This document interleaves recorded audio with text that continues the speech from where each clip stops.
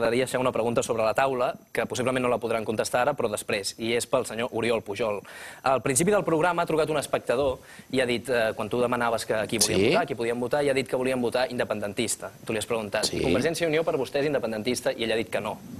I després el senyor Oriol Pujol m'ha semblat que ell deia que efectivament Convergència no era independentista. A mi m'agradaria preguntar-li... No ha dit res. En tot cas, no ha dit res. A mi m'agradaria preguntar-li, jo que sóc independentista, podria votar Convergència? És una opció independentista? Però això serà després de la pausa. Això serà, aquesta pregunta la recuperarem després de la pausa. Convergència i Unió... Jo diria que ja te la vaig respondre allà sentadets. Convergència i Unió no és un partit independentista.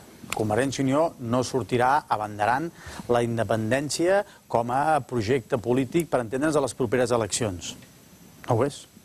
No ho és Convergència, no ho és Unió Democràtica, ni ho és la suma de tots dos. Ara, que hi ha gent independentista a dintre? Sí.